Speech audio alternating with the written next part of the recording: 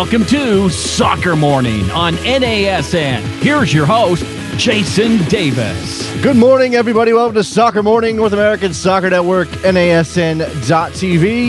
We are live. We are playing chiptune this morning, courtesy of Paul. I think that's the name. I need to get the name. It's Paul, right? Paul selected the music. Thank you very much for your support, Paul. If you would like to select the music for Soccer Morning on a given day, if you want to sit in as a co-host, if you just want to help support the show and keep us going, soccermorning.com, soccermorning.com, soccermorning.com, especially true for all of you who maybe thought about it last month and past. If you are still supporting the show out there, we very much appreciate it. You can get us at soccermorning.com to sign up there and help us out. All right, it's a big show today. I am thrown off by the chiptune music. I apologize.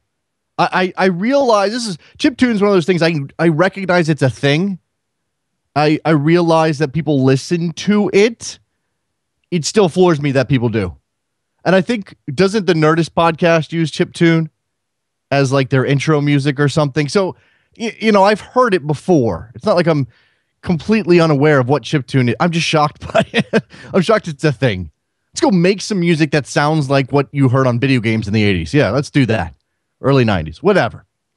Big show today. Jeff Kassouf from Post Soccer Talk and EqualizerSoccer.com will join us in a couple of minutes. We're going to talk about the U.S. women's national team. Jill Ellis has secured the top spot head coach of that team.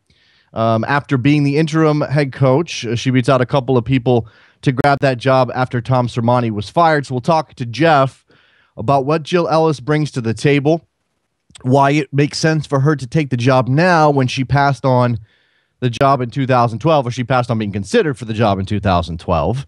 Maybe review why Sermanni was dropped as U.S. women's national team head coach before he ever really got a chance to do anything. World Cup qualifying hasn't started. It's still 5 months away. You've got a big World Cup in Canada next year, 2015, and lots of pressure on the United States, as always, to win the whole thing. So it's now pressure on Jill Ellis. We'll also talk to Carl Warswick, based in Colombia. We'll talk to him about the Colombian national team. Jose Peckerman's 30-man roster is out.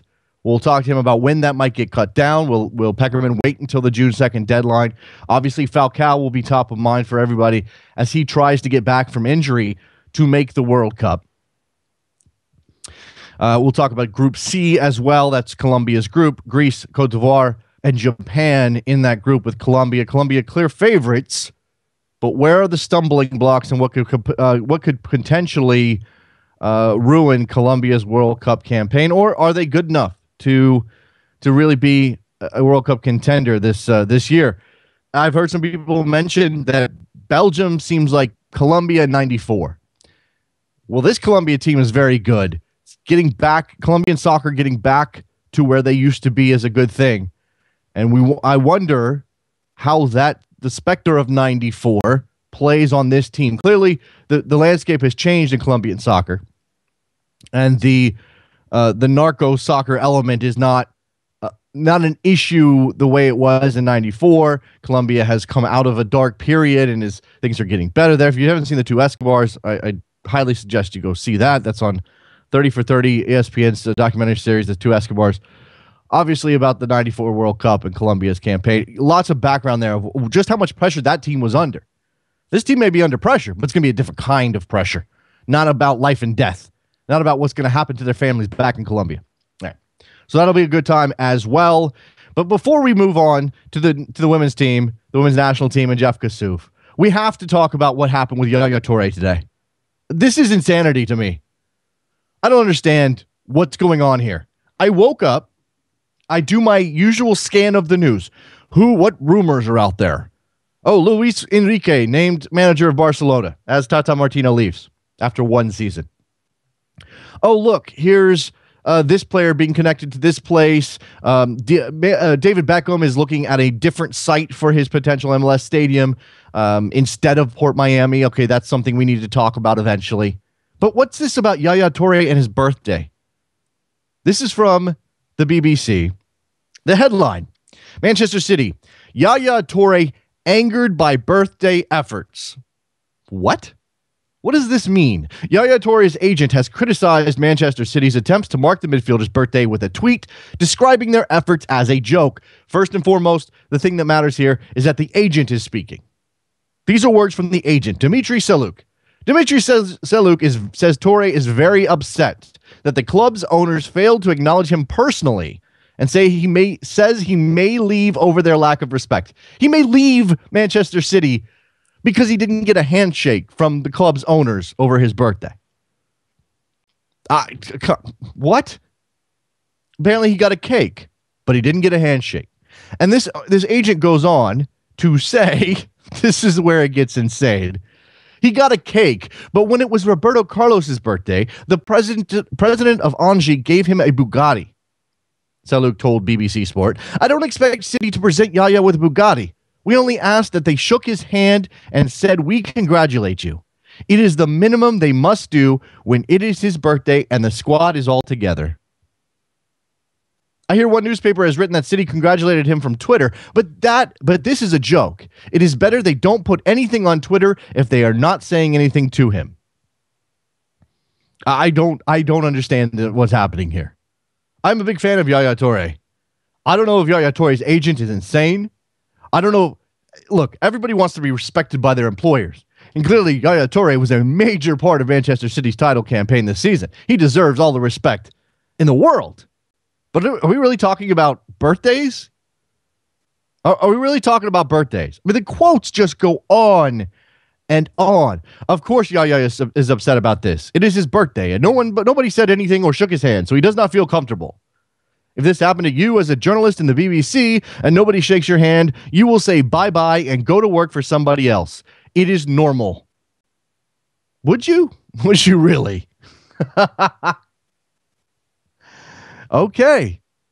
And apparently Yaya Touré on Twitter,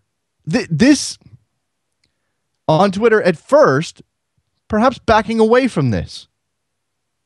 His first joke. I like this. Yaya being funny. Thanks for all the birthday messages today. Card from City just arrived. Must have gotten lost in the post. Haha. Jokes aside, please do not take words that do not come out of my mouth seriously. Judge my commitment to Manchester City by my performances. That seems to be him distancing himself from his agent. But wait. My agent was trying to make a point here on my behalf. Joke aside, it seems important for me to make a statement. I am going to do so. I anxiously await your statement, Yaya. Please put this to rest. Wait. Everything Dimitri said is true. He speaks for me. I will give an interview after the World Cup to explain. Well, okay. So apparently birthday respect may push Yaya Touré out of Manchester City. If you were another club and you covet Yaya Touré, and why the hell would you not covet Yaya Touré? Do you send him something? Is it tampering to send a birthday message to another player? Is it tampering if somebody else sends Yaya Touré? We respect you, Yaya. Our owners will throw you a party personally. We'll shake your hand, give you all the respect in the world. Insanity. All right, let's take a break. When we come back, Jeff Kassouf from Pro Soccer Talk, Equalizer Soccer, will talk to us about the U.S. Women's National Team head coaching situation. Jill Ellis has the job. Don't go anywhere. Soccer Morning, North American Soccer Network, NASN.TV, soccermorning.com. Be right back.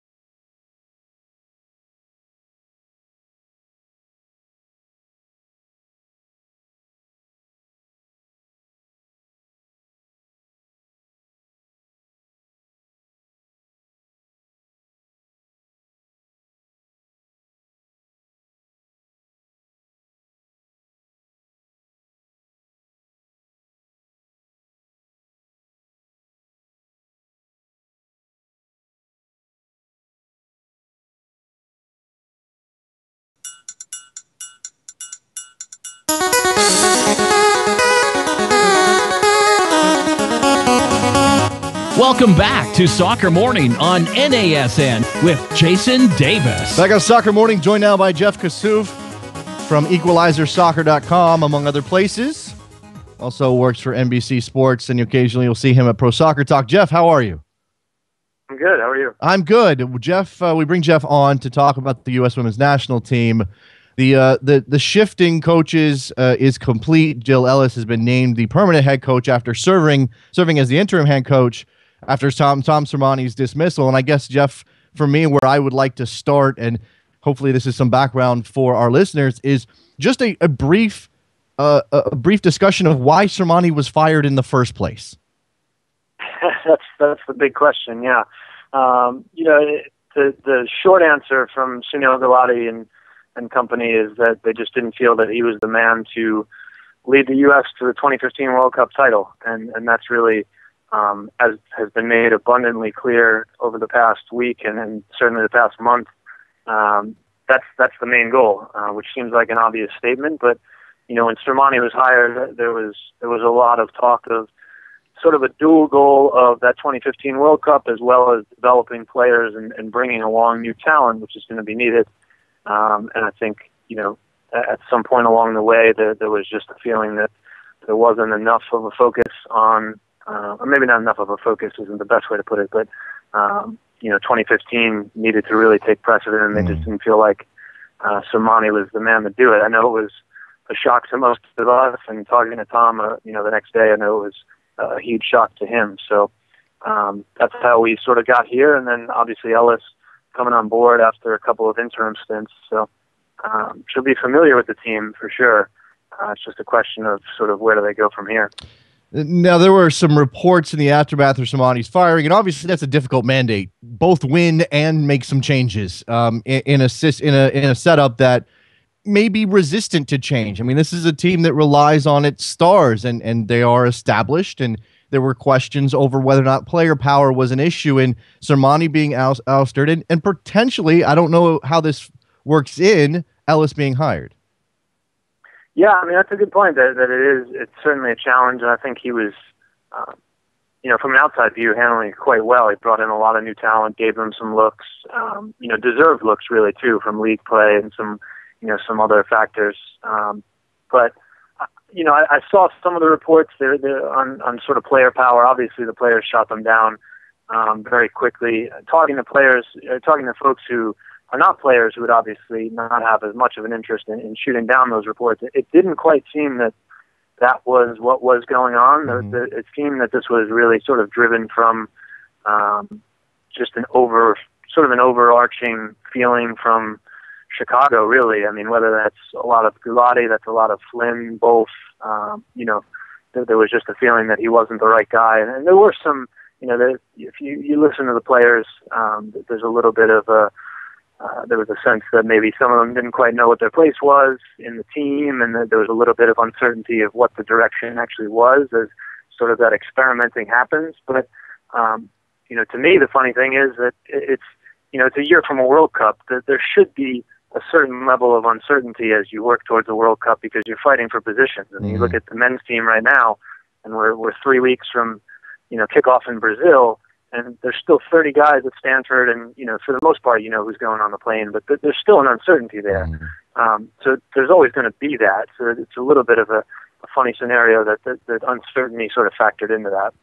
I imagine these are different cultures. Again, the women, this is a team that with a lot of pressure to win. The men don't have that same kind of pressure. They have pressure to succeed, but not on this level. And now Ellis has the mandate to go win a World Cup. Let's talk about her and the fact that this was a small pool that she beat out, and she was once possibly a candidate and passed on it. Why now, and why her? Yeah, well, why now for her is she's explained it pretty simply as just personal situation. She referenced her daughter a lot and why she didn't want the job beforehand, just traveling a lot, working 2 jobs, essentially with sort of the U.S. soccer role. And then, she had that time at UCLA up until a few years ago. And so for her, just sort of a personal decision is how she's put it. But why her for U.S. soccer? I mean, I think in the situation that they've gotten into from going away from Sermanni, Ellis made the most sense from her familiarity with the the current team and the pool that is sort of maybe just outside of that bubble and coming up through the youth ranks because she's been the development director. So she's probably got the best grasp. I think she certainly has the best grasp of the three candidates that they interviewed, which were her, Tony Gustafsson, who is an ex-U.S. assistant and coaching Treviso now in the UEFA Champions League final, and then Tony DeCicco, who obviously led the U.S. to their last World Cup title, which is a long 16 years ago at this point. Well, the Chico's name is obviously fascinating for that very reason, and he is, he's a figure in the world of women's soccer still, and is outspoken and is out there as a potential head coach at any moment. But has the program developed to the point where he's not the right fit personality wise? Is there something to that? To be honest, I think that unfortunately what sort of plays against him here is just that, that World Cup title was in 99. Yeah. And, I think for better or worse, and I don't think that it's necessarily even something that maybe should factor as much, but I think when U.S. soccer is sitting there looking at it and saying, it's been 16 years here, 15 years, things are different, et cetera. And his counterpoints are very valid. I mean, he led a U20 team to a World Cup title recently. Had, Alex Morgan, Sidney Leroux, but that class that he coached at that U20 World Cup has sort of progressed into the senior national team, and a lot of these players he's seen at the club level. So he's been around the game a lot. I mean, I think that he's I don't think it would have been a bad choice at all. I think unfortunately it's just been sort of maybe that worked against him a bit versus you look at Jill Ellis and Gulati and Flynn can sit there and say, well, Jill has been directly involved here with, being under Pia Sinhaga, being under Tom Sermani for a bit, and being involved sort of directly in these past few years with the youth program. So I think it's maybe, it's certainly nothing coaching-wise that worked against him, that's for sure. There were lots of expressions of happiness from the players when Ellis was named permanent head coach after her interim stint here. And I suppose that's, I don't want to be cynical about this, Jeff. I don't want to assume that that's, again, a player power issue. They obviously know her and they're comfortable with her. How much does that comfort matter for this team as they try to get ready for a World Cup? And again, with the pressure of going to win it. Oh, I think it's huge. I mean, the players, there's certainly a big factor here. I mean, in the Sermani hiring process, there was a good amount of player input and involvement. Maybe the wrong or too strong of a word, but they were certainly heard on sort of their thoughts. And Sermani was, another, just like Jill, I would say. I mean, they were very excited about Sermani. I mean, obviously, I don't think anybody's going to come out after a coach is hired and say they're unhappy, but they seem to be excited about that. So, for this Ellis hire, if you listened over the past month, this theme was, and it's a little bit of a strange theme in a way, because you went from this sort of progressive hire of Sermani, where when he was hired, you look at the comments from Gulati, and it's we want a guy who can win now, but also develop talent, and you go from that to and Jill Ellis is, she was the development director, so that's built into her title, and it's not to discredit that, but you look at the win now nature, and over the past month, players have been talking about who do we want for a coach, and the answer has been, we need someone to guide us and steer us. So those are the words that have been used. We don't necessarily need somebody to come in and, overhaul things or get any, do anything crazy with what we have, because they feel like, they're the number one team in the world. They feel like they're ready and poised to win. They just kind of need a caretaker of sorts. And that's, that's a challenge for Ellis too, because, she's going to want to put her stamp on some things, and she's going to have to make some moves and decisions, and, beyond just guiding, just sort of guiding the ship. Now, what immediately strikes you as her challenges now that she has had the interim tag removed? Because again, this isn't, it's not as if she's stepping in right now and asked to take the reins. She's familiar. She's had a couple of games under her belt now. She's been interim head coach before. This is not showing up and having to grasp everything. So what are her immediate challenges?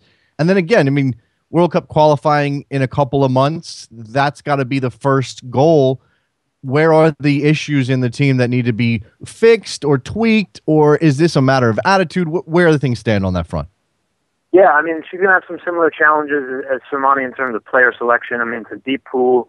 You've got essentially 4+ world-class forwards that, obviously even if you're in a 4-3-3, which is probably, I would layer into what her challenges are as they try to maybe test out that system.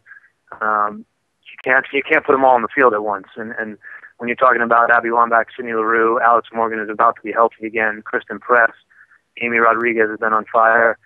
That's going to be, just like Sermani, an issue. And then the back line is really continues to be sort of the question mark of you have a couple of mainstays. You obviously have Hope Solo in goal, but there's still sort of this growing partnership with Becky Sauerbrunn and Whitney Engen, and then obviously Christy Rampone still getting healthy, but still at a top level when healthy. So there's really sort of the looming question of who's going to be the central back pairing next year. But and even in qualifying, really. But Ellis said herself she's got about 35 training sessions and I think about 5 friendlies between now and October for qualifying. So I think unlike 2010 when qualifying nearly became a disastrous worldwide headline and they had to go to that playoff against Italy, I think it'll be a little bit calmer this time with the expanded World Cup and there's 3.5 spots on the line. So I don't think there's any real danger there of not qualifying. For the U.S., it's going to be about, can they get a system that they feel like can work at qualifying? Can they get that down and bring it into the next summer? And it sounds like, which is going to be certainly a change from the norm, that they might be looking to try out the 4-3-3. Got a pair of friendlies against France, June 14th, June 19th. First one in Tampa and the second one in East Hartford at Rensselaer Field. What unique challenge may France present, and is that a good foil for Ellis to get her, again, to put her stamp on this team now that she's permanently installed? Yeah, for sure.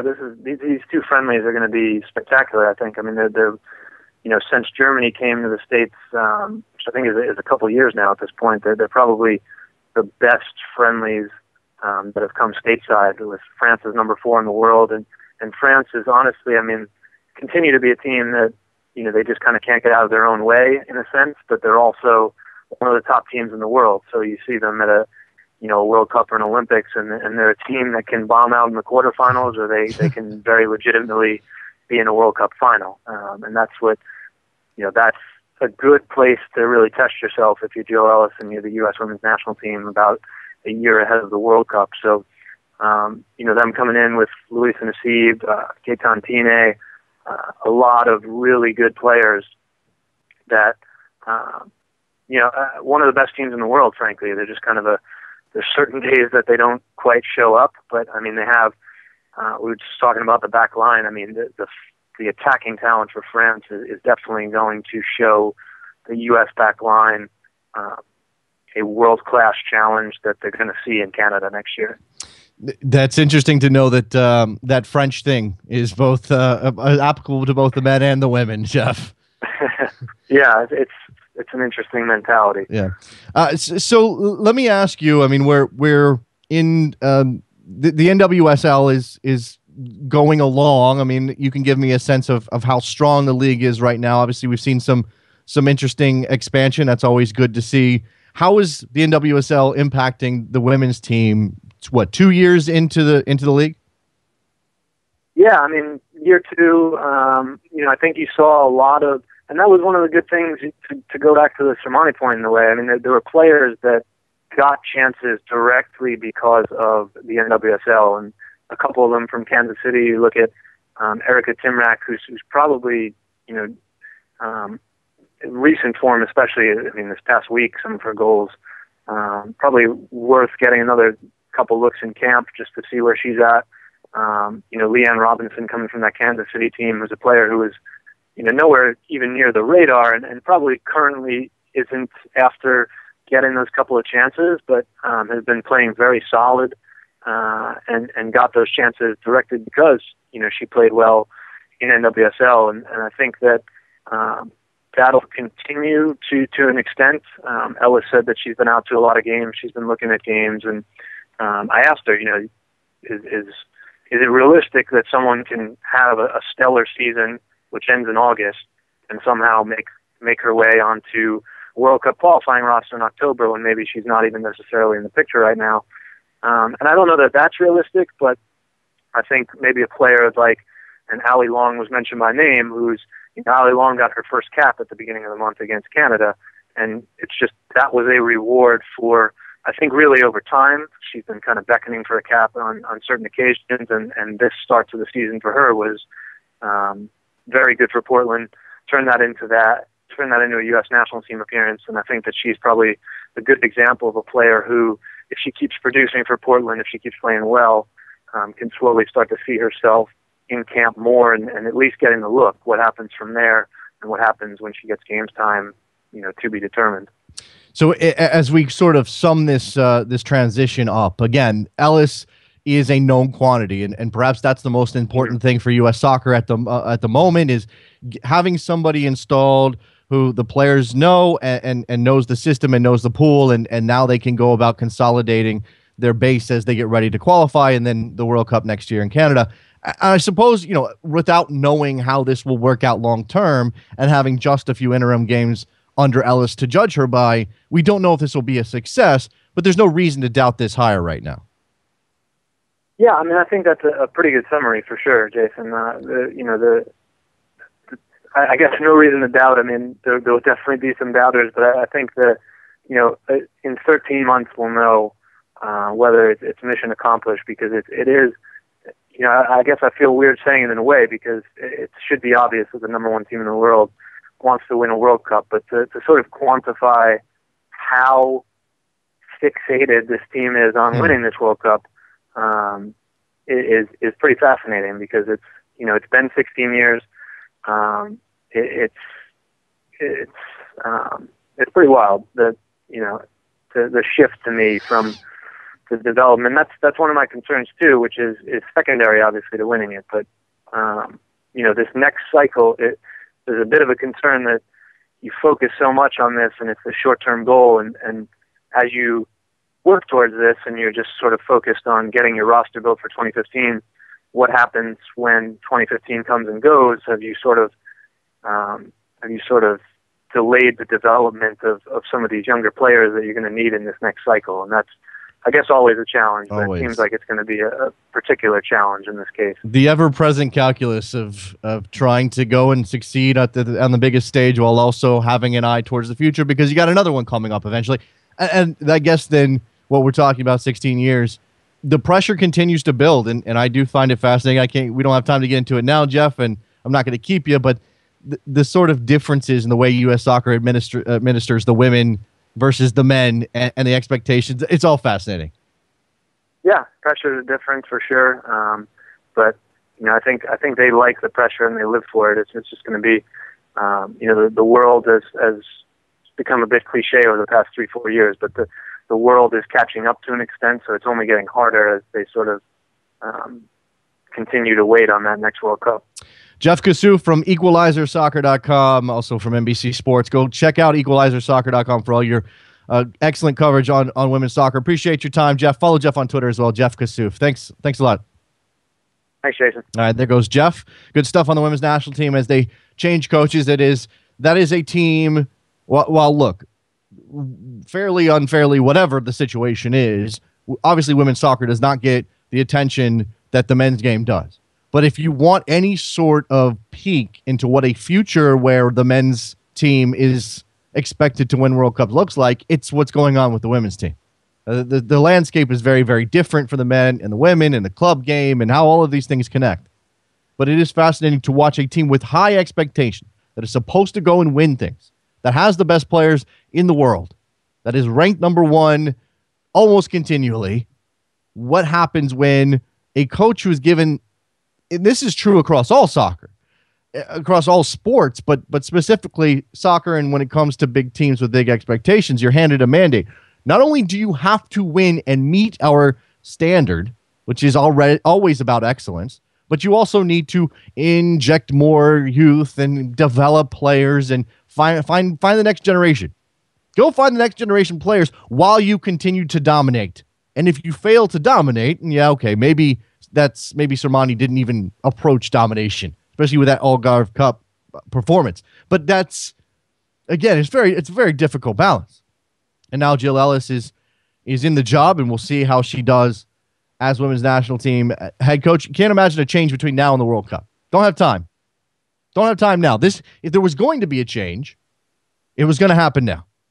And now they get a coach that the players are familiar with, the players are comfortable with, a coach who knows her talent, knows what's available, and maybe can go about making those long-term changes, longer-term changes, developmental changes without rocking the boat quite as much as Sermani did.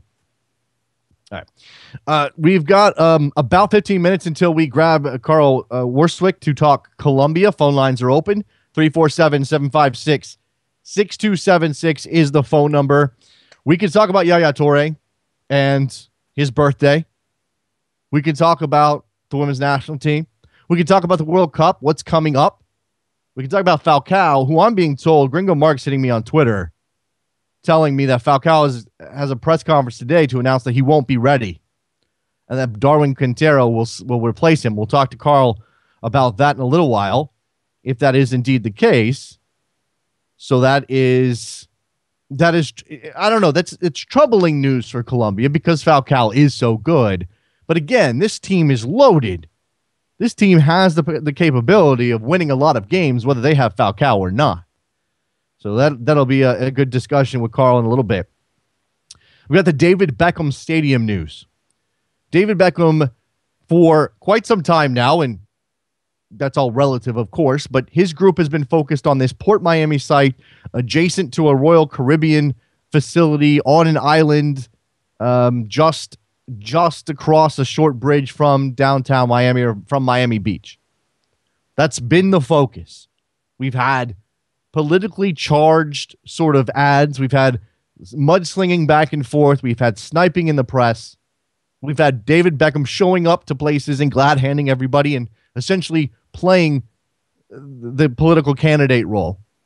And now we have a shift because after the mayor of Miami, Miami-Dade County, I believe, Carlos Jimenez, suggested that perhaps the group should look elsewhere and identified a boat slip, which would obviously need to be filled in, adjacent to American Airlines Arena as a possible location for the Miami MLS Stadium.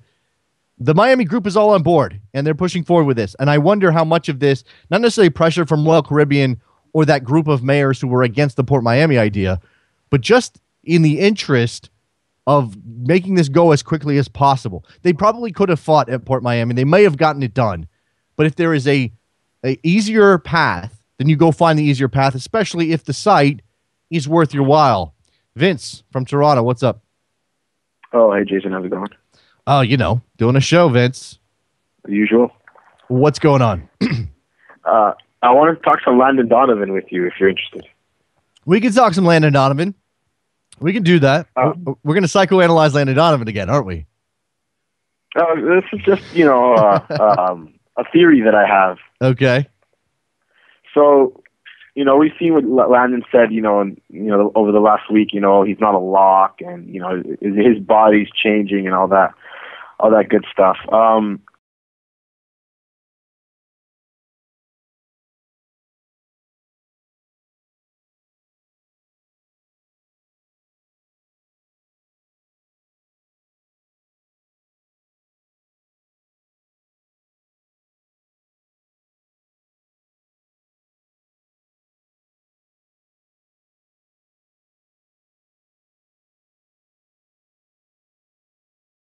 Players, and I'm probably way off here, but I think that when Klinsmann met Donovan, he immediately put into his head, "Oh, this is supposed to be the face of U.S. soccer," and then he kind of thought about what that meant and how a guy like Dempsey, who maybe wasn't as good as Donovan, went to Europe, challenged himself, and became a star at Fulham. Well, then he looks at Donovan and looks at a guy who had his chance at Bayer Leverkusen, came back, and maybe took the easy way out, decided to stay in California, play in Major League Soccer instead of, forging his career in Europe. And, Klinsmann, play at the highest level, play the best competition. And maybe he's like, if this guy's the best, why isn't he playing against the best?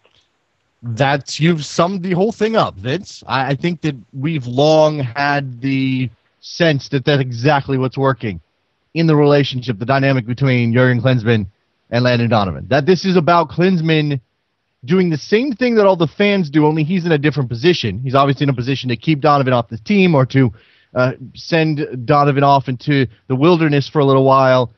He has always been about Landon Donovan pushing himself. Landon Donovan being the face of American soccer and having the courage, I suppose. I mean, I think that's how Klinsmann views this, that you have the courage to go challenge yourself somewhere, that you go to Bayern Munich and give it a go, that you play at Everton on loan, but don't just treat that as a vacation. You need to stay there. You need to try this out. That's 100% what this is about. And I think it has affected a lot of how these two people, these two men, relate to each other. I think Klinsmann honestly does have a jaundiced view of Landon Donovan, whether he's good right now or good, whether he can help the team or not. It's all sort of through this prism of Donovan not pushing himself. Yeah,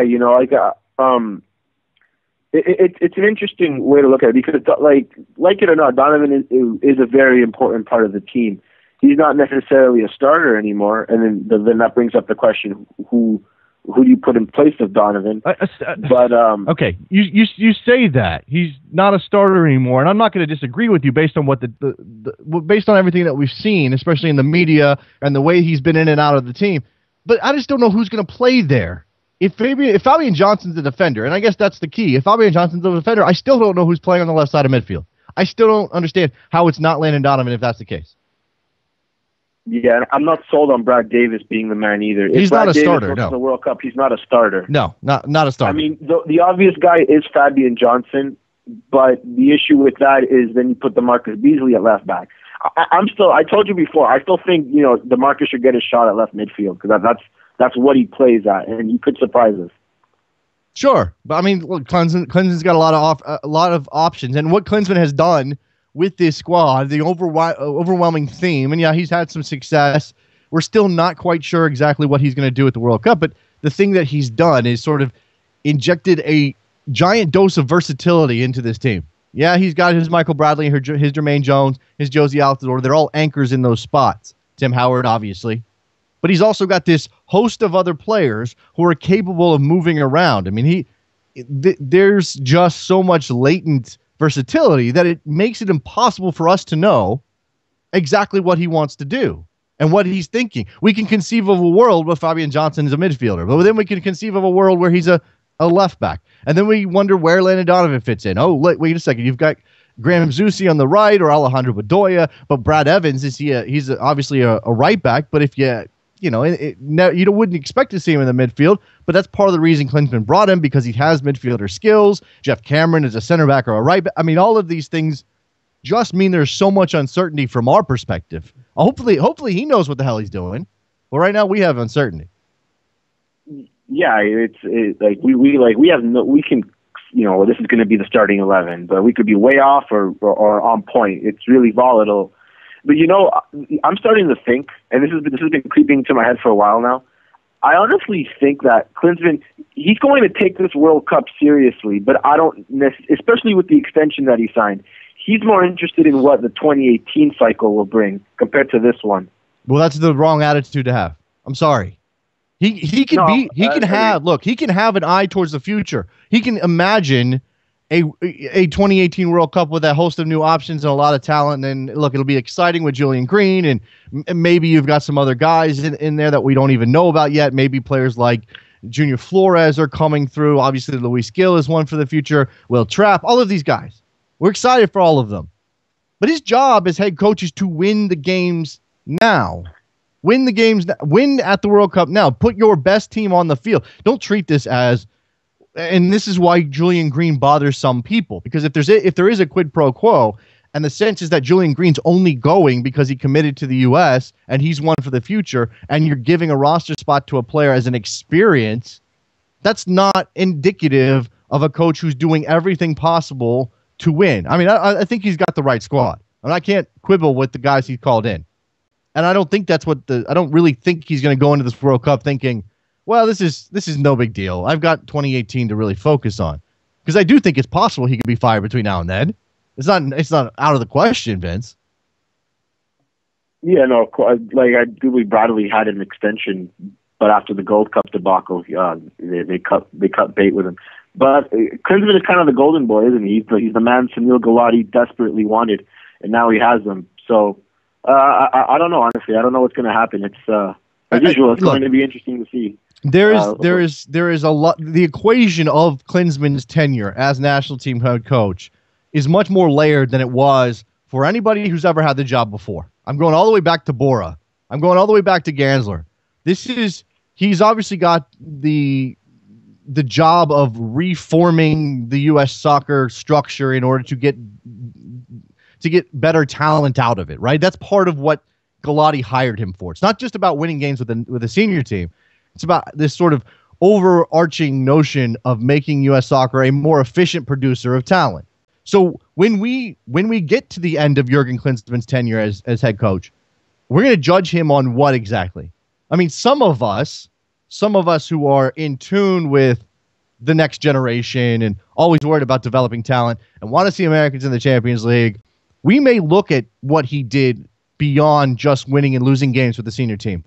But mostly, because this is what is true for head coaches in every sport all the time, you're judged by your record.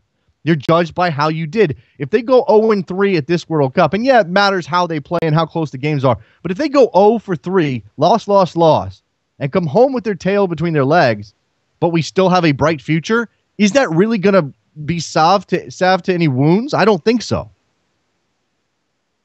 No, you're right. I mean, the result of the World Cup is what everybody's going to see. When I go on Wikipedia and I look up the 2014 World Cup, I'm not going to see that the U.S. played really hard against Germany. Mm-hmm. No, I'm going to see that they lost against Germany. Yeah. I mean, and that's what history remembers at the end of the day. Yeah, you go back and look at 06. If you want to dive deep into each one of those games, there are things to take out of it. That it wasn't a disaster, a complete disaster. Obviously, the Italy game stands out because they eventually won the tournament. Then you have 98. If you dive deeper into those games, I just read a piece somewhere about the 98 World Cup, you can see positive things out of each one of those games and that they didn't completely embarrass themselves. But history doesn't care.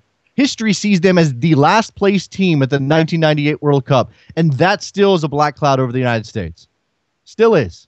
16 years later, 17 years later. Right? Yeah, absolutely, Jason. I appreciate the phone call, Vince. I got to move on. We're going to talk Colombia, man. All right? No problem, man. All right, talk to you later. There we go. Vince from Toronto. Let's take a break. When we come back, we will grab Carl Warswick to talk Colombia. Falcao, in or out? Soccer Morning, North American Soccer Network, NASN.TV, soccermorning.com.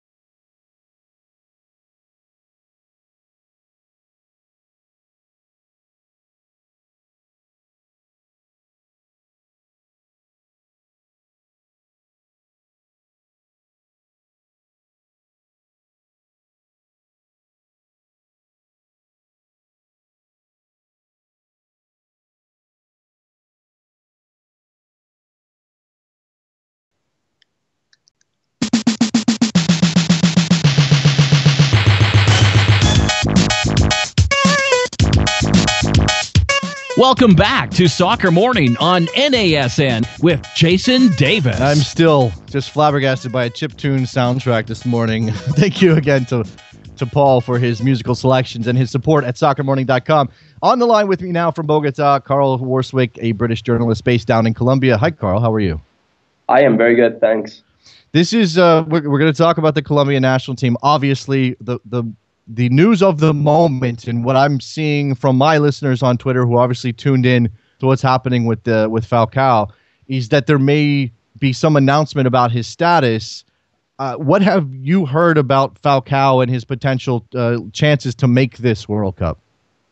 I think we're going to be very careful with all this because there's so much rumor. I mean, ever since he suffered his knee injury on January 22nd, the Colombian press has dealt in a lot of rumors in analyzing between the lines. I don't think there's a football personality or a celebrity or the president or a politician who hasn't had a say on Falcao's knee. Mm-hmm. It's largely been kept under wraps. But I spoke to the Federation yesterday about this, and they told me that there was no press conference lined up. Whether that's directly linked to them or if it was something that Falcao has planned separately, I don't know. But he is due to land in the country today, so I guess it would make sense for him to put to bed once and for all these rumours. But I just don't see how possibly somebody can recover from such a serious knee injury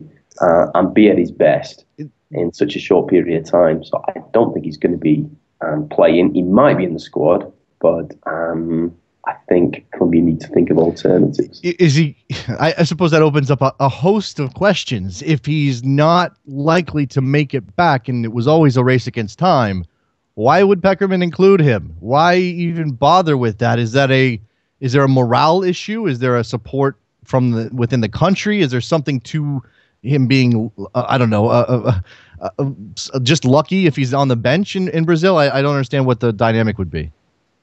Oh, not only is he the biggest football star in Colombia, he's one of the biggest icons of the whole country. I think there's only perhaps Shakira, maybe Gabriel Garcia Marquez, who recently died, can rival his popularity. So he's a huge inspiration for most Colombians. And I think we can remember 16 years without a World Cup, and the Malays that dogged the country for so many years. It was largely Falcao who dragged Colombia back to the World Cup finals. He scored 9 goals as a record in the South American qualifiers for them. And I don't think anybody knew. For many, it was a huge doubt, but I don't think anybody knew for certain. I know a lot of people talked about Roberto Baggio, who made that remarkable recovery from his cruciate knee injury. But I think that was a one-off, a freak. And most players would require at least a minimum of 6 months to be ready to hit the football pitch again. Now that would take us to the end of July, and the World Cup starts at the beginning of June. Now his presence maybe could be a good factor in this period of in the lead up to the World Cup. Like I say, he's one of the leaders of the Colombian team. And he might even get in the squad. Who knows? But yeah, it is a little bit strange. And I think there are also suspicions that his chances of being overplayed by his sponsors. Falcao, like I say, he's a huge star, and he's the public face for many companies. Puma, one of the banks here, the main TV station, Direct TV, I think it's a US station. Sports drinks. He's the face. He's even the face for the government's anti-drugs policy. So they have a vested interest in having their man in Brazil during the World Cup. On the other side, you've got Monaco who's saying, no, we don't want him there because of course not. The obvious reason is if his knee goes again, then he's going to be out for them, but also the huge insurance payments they're going to have to pay. The commercial interest and their impact on the World Cup, always an interesting question. Obviously, we go back to Ronaldo in 98 and the like. When we look at the Brazil's Falcao in or out, I mean, obviously they're a better side with a healthy Falcao, but that seems even if he makes it back, it seems very unlikely he will be anything close to himself. So when you look at this team, ranked 5th in the world, plenty of sort of bubbling hype behind them as a dark horse pick. This is, shades of 94 with a different sort of vibe around Colombia. What do you make of their chances, and how good can this team actually be? I think when they qualified, I had high hopes. Obviously, there's the huge problem about their defence. Pereira and Yepes, who were the first two choice partnership in qualifying, they're going to have a combined age of 73 in the World Cup. And over the last year, they've slowed down so much. Yepes is such a leader. He's the captain. He's been a member of the team since 1997. So he sort of links that generation from, like you was talking about, the golden generation. So there's a huge doubt about that. But I think Peckerman is one of the best coaches that's going to be at the World Cup. And he's, over the 2 years he's been in charge, he's not made radical changes from the team he inherited from Dario Bolillo Gomez. But he has tweaked certain areas, and this has been really, really effective. It's been a process. And so if Falcao's dropped out, I think a lot of people have been rightly saying, well, they've got Jackson Martinez, Carlos Bacca, all top quality strikers who are playing at the very top level. But none of these players have had a lot of game time under Peckham and actually none of them have scored in the World Cup qualifying. Now that's because maybe the system wasn't designed for them. But I think it is a slight worry for Peckerman that after 2 years of tweaking, of really bringing this team together, he's almost got to start from scratch in the attacking quarter just because Falcao was brought in. Falcao was part of the team, and Teo Gutierrez, who's the second striker who drops off, he's perhaps not everybody's favourite striker in Colombia, but he's so essential in that pivotal figure in creating space and creating time for Falcao to be so effective. Now, if you haven't got Falcao then in the equation, then perhaps Teo is also going to be missing from the strike force. So who they're going to bring in, I think there's doubts. And Peckerman's going to find an alternative strike system pretty quickly, through 3 weeks, isn't it, until the start of the World Cup. Now, behind that, I think that's where the Colombia's real strength is. James on the left, Cuadrado on the right. They're really, I think James in particular has the potential to be one of the stars of the tournament, and he really thrives for Colombia. I think one of the main things Peckerman did when he became manager was James, the number 10 shirt. Now, the number 10 shirt has this symbolic meaning for a lot of countries, but in Colombia, it's the shirt of Carlos El Pibe Valderrama. And after the disaster of 1994, a lot of the narrative in the Colombian media was about who is going to be the new Carlos Valderrama. James is a slightly different type of player, of course, but he sort of inherited that role.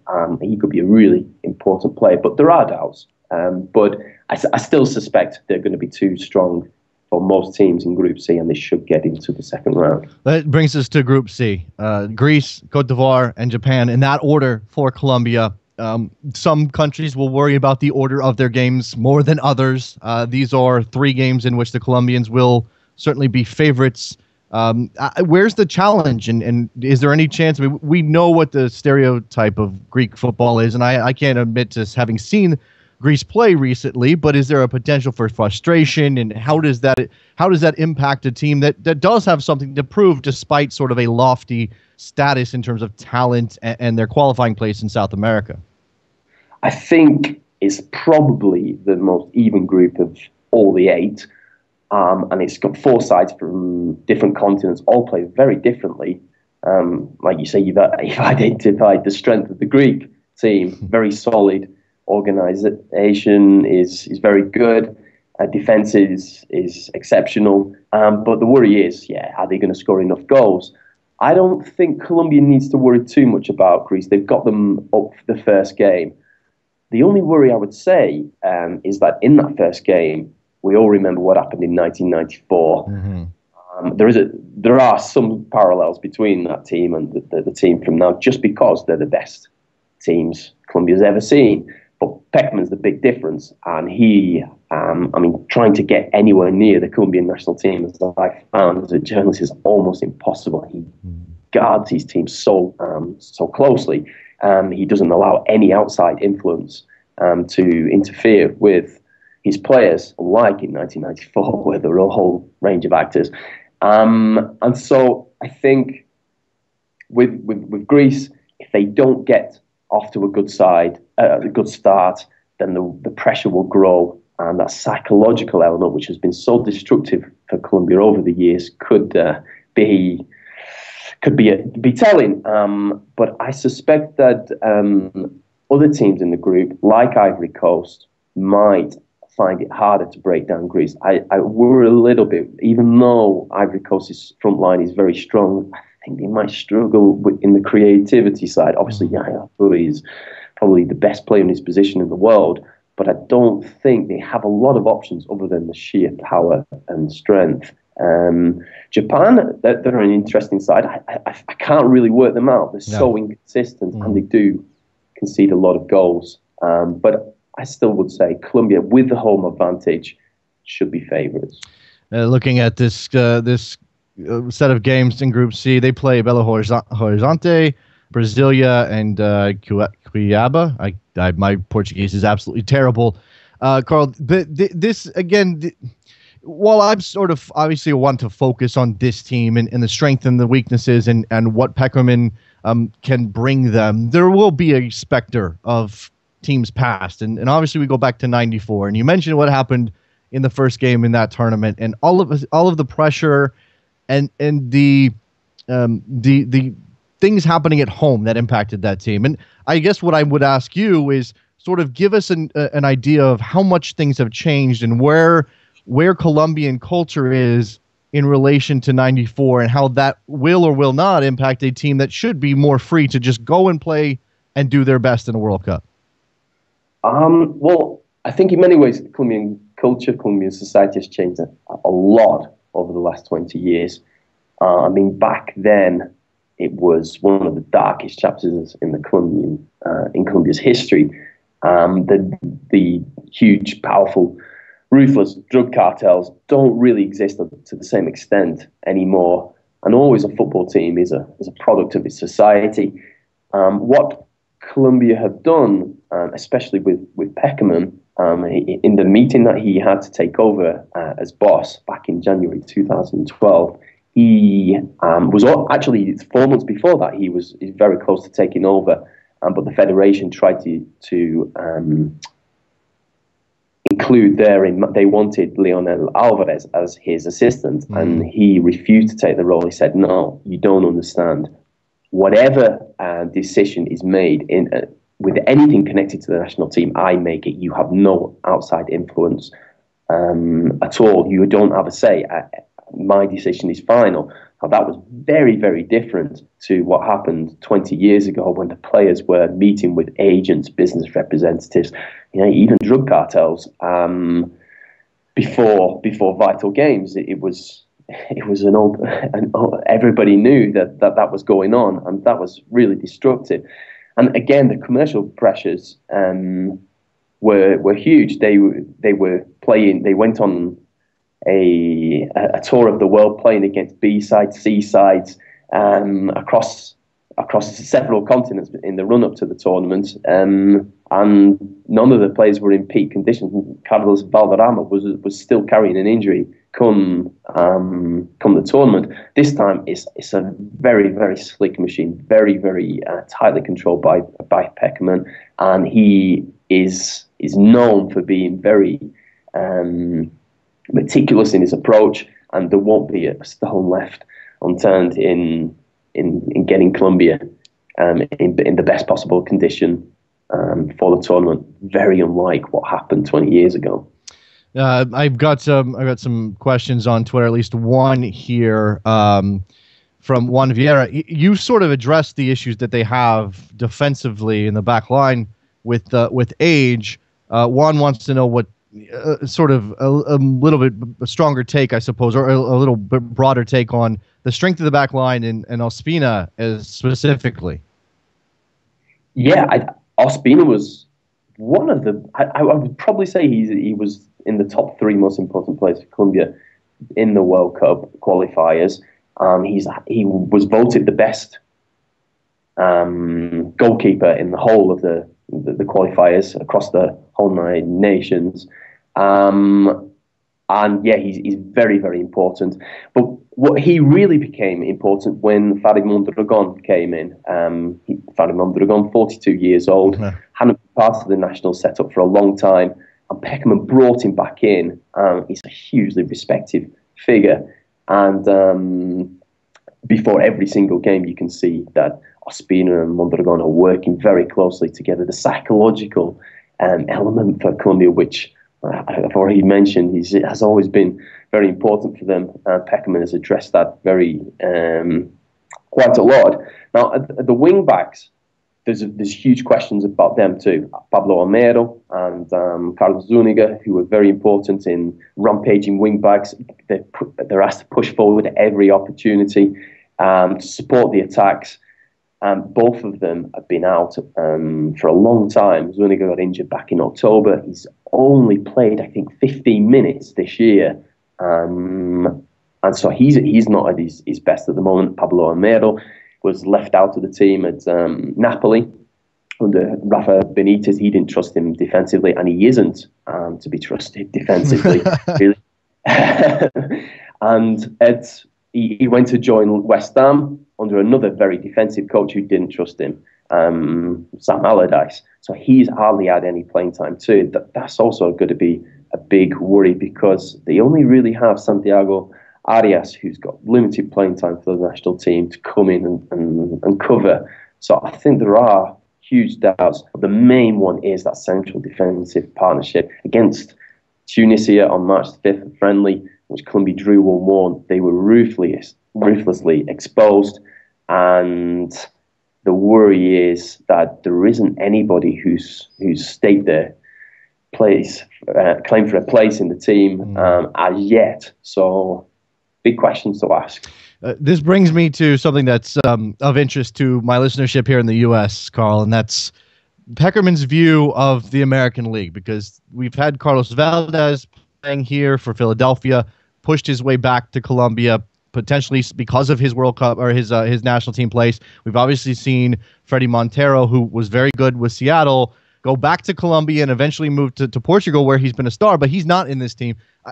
Give me some sense, if you can, of why Peckerman may be so against the idea of American-based players in his squad. I don't think he is. In fact, when he's admitted that he almost took over as the U.S. coach, he was offered a lot more money to be the U.S. coach rather than the Colombia one, but he felt greater affinity to Colombia because he used to play in the country, has a Colombian daughter. I think it's just the case, with Freddie Montero in particular, he long tracked him. So he says it's just a case of there are just too many good, better quality strikers than Freddie Montero in the world. With Carlos Valdez, he had a fantastic season with Santa Fe when he joined on loan. And I think it was more a case of the US season didn't really suit. If he was to stay, you probably remind me of his club. Was it Philadelphia? Philadelphia. Yeah, Philadelphia, yeah. If he did, because of the season break just before the World Cup, that probably wouldn't have left him in the best conditions for then. But he certainly says he's open, he's watching players across the world. But with Peckerman, it was all about building a team unit. And I think he's only used 34 players in all his qualifiers throughout his 2 years. And so he's not really one for chopping and changing all the time. He's picked his core group of players. There's going to be some changes after the World Cup after the World Cup finals if Peckerman stays. But he's not one for really mixing it up. So I don't think he's anything anti-US League, but I'm not sure there are any real top quality US stars base stars who could have really realistically challenged for a place in the squad. Fair enough. I mean, that's certainly one way to look at it. I mean, there's a couple of quality Colombian players, but maybe not on the level of making this. I mean, Hamilton Alave, Colombian center back who's playing in New York now, has been a mainstay as a central defender in this league for a couple of years. Obviously, Montero moved on. There's some other players, maybe younger players who aren't anywhere near the national team squad at the moment. So this brings me to the end of sort of talking about Colombia and their chances for the World Cup. Not only, first I'll ask you, do you have any idea of when Peckerman may cut his squad down? We're already seeing some squads get cut from 30 to 23. It really is impossible to say with Peckerman. He's so private, so secretive. Whenever he says that's gonna be when it is. Okay. I doubt even his wife will know at the moment. But no, he probably will leave it till the very last minute. So June the 2nd, I would suspect. But if we're all waiting on the Falcao news, if he does make that press conference today, and he and Falcao personally decides, okay, I'm out, then that could change. Already, some of the players have actually said, no, I'm not part of the final 23. Magnelli Torres, who was an important player during qualifiers, he said, I'm not part of the 23. Alexander Mejia has also said, I'm not part of the 23. So if we read between, if we see what the players have to say, we can already make a good guess at who's going to be in there. But as for confirmation, no, we're going to have to wait. Right. The camp, pre-World Cup camp only just starting, so I imagine that he could call everybody in and use those 7 extra bodies in training. I don't know if that's his plan or not. That's the way the U.S. coach is doing it for whatever reason. He may not be interested in dragging dragging things along for the players, but doesn't want to come out and mention it in the press. All right, so we've got a Colombia with a reasonable group draw, a couple of questions, but there don't seem to be any major concerns that should keep them from getting out of the group stage. So my question to you, Carl, is how far can they go? Is this a team that is semifinals the realistic goal, and maybe a final would be, wow, we've really overachieved here? Or are they capable of going all the way to the last 2?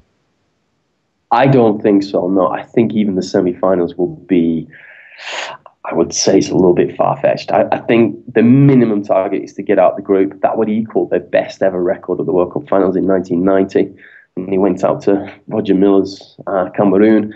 The big target is to get to the quarterfinals for the first time. I think that would be seen as success.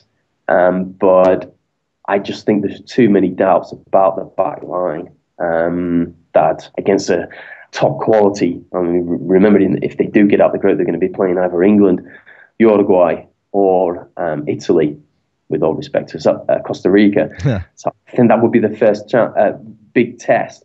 Not that Colombia can't beat either of those teams. I mean, England aren't particularly impressive. They've already beaten Uruguay in the qualifiers. So I think there is a chance of them getting to the quarterfinals. But with that back line, I just don't think, I just can't see it. One thing we know at the World Cup, if you have problems defending, that's probably going to be where you eventually lose, unless you're just going to dominate the ball, as we've seen Spain do. Carl Warswick, follow him on Twitter, C. Warswick. He's based in Bogota, and I imagine he'll be talking a lot about the Colombian national team and the World Cup as we head towards Brazil. Thank you very much for your time, Carl. I appreciate it. Thank you very much for having me. All right, let's take a break. When we come back, we'll open up the phone lines. We'll touch on some of those other topics that I haven't been able to get to. It's Soccer Morning, North American Soccer Network, NASN.TV, soccermorning.com.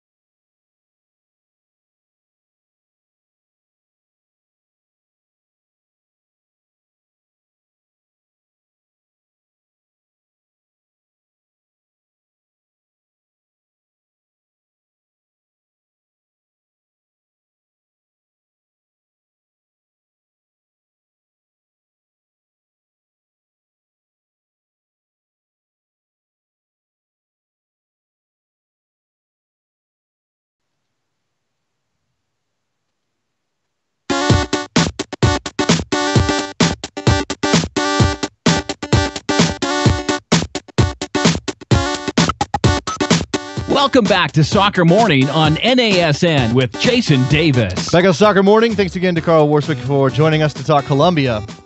Excellent perspective on the Colombia national team. Again, I think it's easy to imagine, and you guys know that I love a narrative, whether it's true or not. It's kind of beyond the point. I just love the idea that there is a broader story. It's not just about this team and Peckerman and Falcao. It's about that history that Colombia has hanging over them, and what happened in 94 and how that golden generation. I mean, look, 94 is the year we go back to because it's 20 years ago, because they were supposed to be a contender for that title. And maybe they're not on that level now.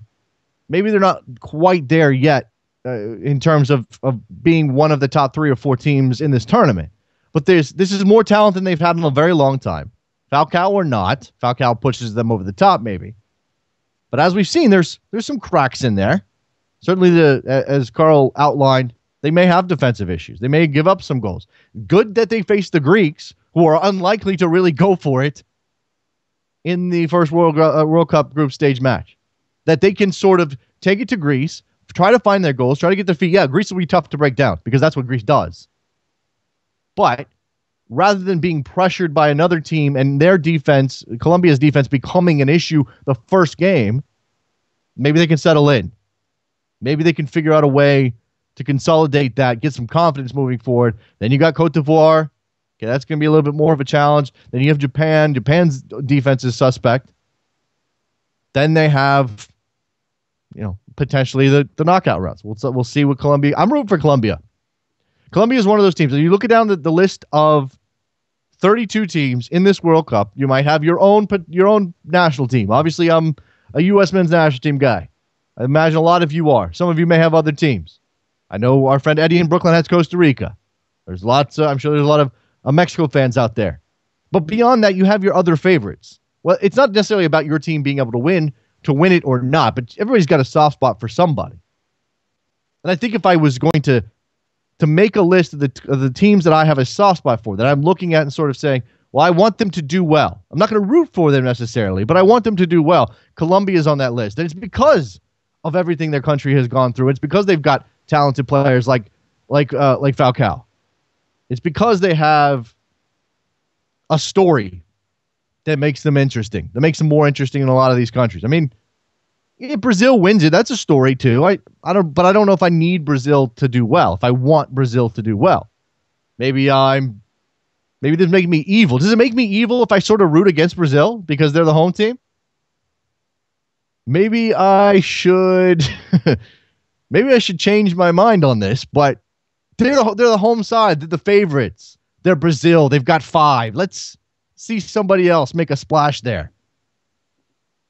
Let's see somebody else go down there and do something. Colombia would be nice. I suppose I could be okay with Argentina doing something.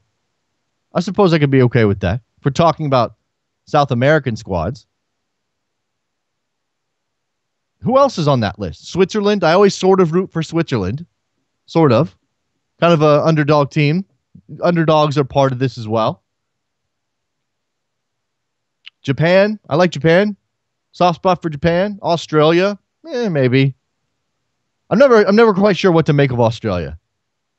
I'm never quite sure if I should be rooting for them out of some camaraderie over young leagues, young domestic leagues, the sports not being the top even football codes in our countries. Like, do I have to feel some kindred feeling with the Aussies? Is that a thing I have to do? Phone lines are open, 347-756-6276.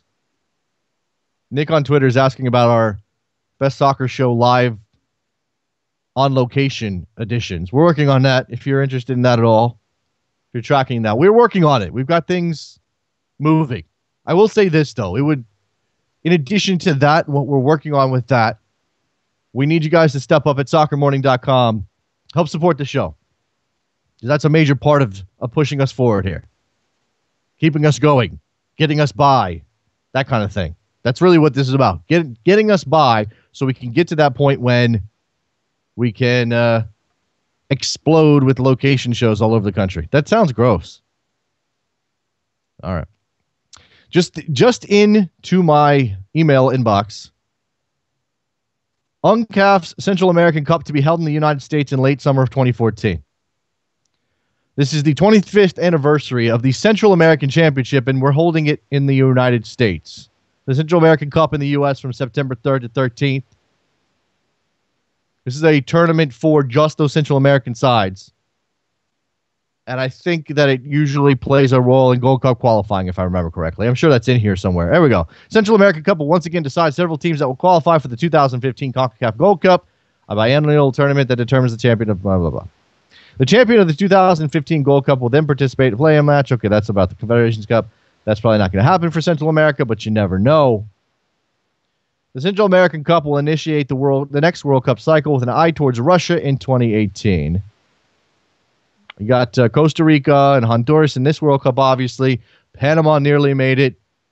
If it wasn't for Graham Zusi and... Oh, wait. Was that the... Yeah. If it wasn't for Graham Zusi, maybe they would be in the World Cup. Phone lines, 347-756-6276. This is your portion of the show. If you don't call and take advantage of it, it's your own damn fault. Come on, let's go. I do think it's interesting that we're going to have a Central American Championship for in this country. We're going to play the Copa America here in 2016. We'll play the Gold Cup here, although that may move eventually. But the Gold Cup here, we'll play the Central American Championship. Let's just play all the tournaments in the U.S. Let's just play everything here. Now, if nothing else reveals to you how much money pushes everything in this game, it's that. Why would you have the Central American Championship in the United States except for the fact that you'll make more money? Yeah, there are plenty of fans for those countries that live here. That's obviously a reason for it too. But it really doesn't make sense except for the fact that you're going to make more money. You're going to get... How am I supposed to feel about that? I don't begrudge Honduras and Costa Rica and Panama, and imagine Nicaragua is in there somewhere. I don't begrudge them the opportunity to make more money out of their tournament than they currently are. But we're just going to move. I have a issue with this. Moving tournaments or games or championships outside of the country where they're meant to be played. If the Premier League ever brings a game to the United States, let's say or the FA Cup final or the Champions League final ever happens in the United States, that will bother me a lot. That won't feel right to me. That's not how it's supposed to be. You don't play the European Championship, the final of Europe's biggest club competition, in the United States. And it's going to happen one day. I mean, there's been low-level rumors out there. It's going to happen. And it's going to suck. I'm sorry, it's going to suck. Maybe I'll go to the game and enjoy it, but it's going to suck in terms of what we're supposed to be doing here. Isaac in Pittsburgh, what's up? Hey, Jason, if you don't mind, I'd like to talk about Jill Ellis for a few minutes. You'd like to talk about what now? Sorry, I didn't catch that. Jill Ellis, U.S. women's team coach. Oh, Jill Ellis. I'm sorry. Yes, Isaac, go ahead. So, I like her because she's got, ideas. I remember when she was interim coach after Pia Sundhage stepped down, she was starting Sydney LaRue as a fullback, which I thought was interesting. And then, in her last game, we saw her start Lauren Halliday in the striker position, but really had her play as a advanced playmaker. So she's got tricks up her sleeve for sure, but with Tom Samaini, well, to take it back to the former coach Tom Samaini, he was trying, new players and, with loads of potential. And you have to keep in mind, this generation of the U.S. women's national team is the only one that hasn't won a World Cup. Mm-hmm. So if we allow these, this generation, I think this generation of players is running the front office to a certain extent. And, if we're allowing that to happen, how much damage is that going to do, not only at this World Cup, but in the World Cups to come with, I think just Jeff Kassouf brought this up, like lost development potential of some of these players. Right.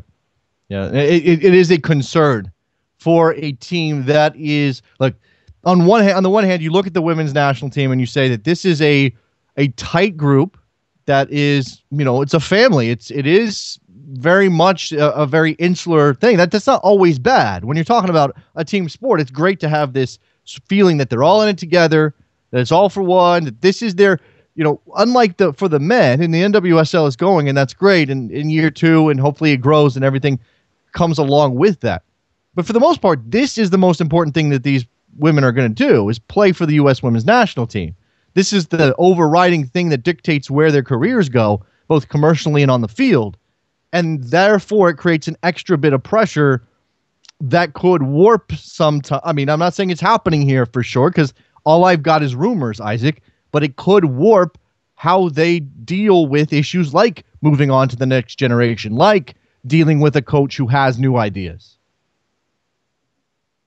Hey, that's all you got from me, though, this morning, Jason. Thanks for taking my call. Appreciate the call, Isaac. Thanks a lot. 347-756-6276 is the phone number if you want to get in. I've got a couple of calls to talk about this U.S. men's national team salary story from Grant Wall at Sports Illustrated. I scanned it this morning. Essentially, what it lays out is that players in the U.S. pool, that if they make the last 23 and go to Brazil, they can make $76,000, a minimum of $76,000 for making the squad.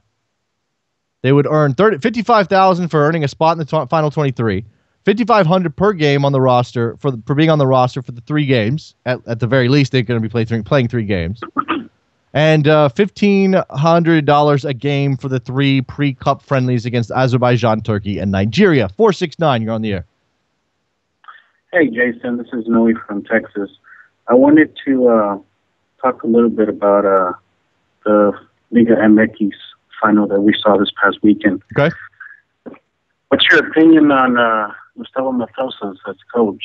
I think he showed to be a pretty motivating coach. This guy took a bunch of players from Liga Ascenso and made them into stars, and made some players into World Cup starters. He got Peña, Montes. He even revived Rafa Marquez. Do you see any coach in MLS that could do that? Could have the same motivation that Matosas has? We have quality coaches in this league who are capable of taking what is previously thought to be average talent, or maybe a little bit better than average, but hasn't met their potential. We've got coaches who are capable of making those players better. I mean, I think you give Jason Kreis all the credit in the world for what he did at RSL, and maybe that's a system thing because Jeff Cassar seems to be having the same sort of impact on his team. So maybe that takes away from Kreis a little bit, which is weird. That we would sort of say, hey, look, Jason Kreis is a really good head coach, but maybe he wasn't. Maybe it was more than just Jason Kreis, because look at what RSL's doing after he left. Excuse me. Beyond that, you scan the league. Jay Heaps is kind of doing something similar in New England. Yeah, I was thinking Jason Kreis too, and then Caleb Porter in a way. Yeah, who are young, who players like him. It's just so amazing how this coach at Leon, and I've been a Leon follower for years. That's my home state. Mm-hmm. But this team came out of nowhere into the first division. And they took players that Pachuca didn't want, and this coach just motivated them and pushed them. And now you see the results, winning 2 championships back-to-back. And I just think this coach, Matosas, is rumored to be the next coach in Uruguay after Tavares. That's the next rumor. Okay. But what I'm looking at the U.S. side is what coach shows the same characteristics as Matosas that motivates players, and a coach that will push them and make them starters in the national team. And eventually this coach maybe making it into coaching the national team. And I see Kreis, Porter, mm-hmm. You mentioned Jay Heaps as potential coaches that have that same mentality of rough and tough, kind of like the same mentality Simeone has. Yeah. Yeah. That's the type of coach I like. Well, I mean, look, all of these guys are young. That's the theme here, right? So we're looking at guys who project this enthusiastic, even if they're not necessarily the like fun-loving types, even if they are serious about their jobs, even if they do project a gravity, they're still young. So that gives us as fans sort of this impression of potential. Again, I mean, this goes with players too. We've seen the phenomenon 1,000 times. The younger somebody is, the more we fill the void of his older period with success. We just assume success, especially if they have any at all at a younger age. So you have Matosis here at 46. You have Jason Kreis in his early 40s, I think. Obviously got that job when he was like 33 at RSL. You have Jay Heaps, who's a young coach. You have Caleb Porter, who's a young coach. And we see them as energetic, as having, progressive ideas as well. Even if it's not necessarily in their tactics, it's this idea that they are progressive in how they relate to their players, and we connect these things. I think psychologically it's a fascinating subject. Well, thanks for your time, Jason. Appreciate the phone call, Leon. Back-to-back Liga MX champions down there. And yeah, give full credit to their head coach, and to their players, and to even more Rafa Marquez. Congratulations, Rafa Marquez. Can't believe I'm saying that on this show. I'm not a Rafa Marquez fan. And it's not just because he's a dirty player, although that's part of it. Because he came to MLS and didn't seem to want to put the effort in. Capable of a 40-yard pass of exquisite quality, and then the next week not showing up, or creating an issue in the locker room. Or there's so many things, so many elements there. And then he goes back to Mexico, and give Rafa full credit. Recommits himself. Maybe being back home is the major factor here. And captains Leon to 2 championships. All right. Good for you, Rafa. And now he's going to go to the World Cup. And more than likely, Miguel Herrera will use Rafa Marquez as his captain for El Tri in the World Cup. That's stunning for me. That's stunning. Rafa Marquez, the world seemed to have passed Rafa Marquez by. Maybe he was always thought to be a better player than he was showing in New York. But clearly, there's something else there. There's something left, maybe. Is he going to be a liability at the World Cup? That's going to be what American fans are looking for. And I'd be curious to know how Mexico fans feel about Rafa Marquez potentially starting for them in World Cup games. Rafa Marquez starting against Brazil. How do you feel about that? All right. It's going to do it for a Tuesday edition of Soccer Morning. Thank you very much for listening. Thank you to Jeff Kassouf for his insight on the U.S. women's national team. Let's squeeze in one more phone call. I've got a minute. David, you're on the line. Hey, Jason. You were talking about the 1998 World Cup squad for the U.S. and you said something about hey, they showed some good moments during the group stage, even though we of course were 3-0. And I have to completely agree with you. In fact, the lead up to that World Cup was exciting. I mean, it was crazy. The infamous 3-6-1. You'd think you should never put those 3 numbers together, but that midfield swamping that we had a couple of the friendlies beforehand, and I don't remember the countries, but they were decent competition, and we were dominating people. It was incredible. Just goes to show you, David. I'm sorry, I got to cut you off, man. I'm out of time, but it just goes to show you that occasionally these things flip themselves over. We had high expectations going into 98, and that team flopped, and you can throw it at the feet of John Harkes or Steve Sampson or whoever you want to. But that team had high expectations and flopped. We've got World Cups now where, in this case, it's mostly based on who they're going to be playing. But as the United States heads to Brazil, expectations not the highest because of the competition, but you never know, right? You never know. Absolutely. I appreciate that. I was just saying it was not a terrible system, and a bunch of teams are playing a 3-5-2 now, and a 3-5-2 or a 5-3-2 in both scenarios can become very similar to a 3-6-1 with a couple players moving around a little bit. I've had a conversation. Thanks for the call, David. I appreciate it. I had a conversation with Steve Sampson about 3-6-1 a couple months back, and he was quick to defend it. He said, "Look, in attack, it's more of a 3-5-2. They're obviously pushing players up the field. Their goal was to clog the midfield and keep Germany from finding space in the center of the field." Did it work? No, of course not. In the end, it did not. And it's taken on this negative connotation. But you can sort of see where he was coming from. And again, formations are so fluid in general. All right, soccermorning.com. Support the show. We desperately need your help. I haven't pushed too hard this month, but we need you guys to step up at soccermorning.com. You can pick the music. Again, thanks to Paul for his musical selections today. All chiptune all the time. You can be a guest host on this show if you want to step up to that amount. All the details are there at soccermorning.com. That's going to do it. I already thank Jeff Kassouf. I will thank Carl Warswick again. Follow both of them on Twitter at cwarswick for Carl. And we'll talk to you guys tomorrow. Wednesday, right? Tomorrow's Wednesday. I'll figure out what we're going to talk about tomorrow. And we'll have a good time. Soccer Morning, North American Soccer Network, NASN.TV, soccermorning.com. We'll talk to you. Bye.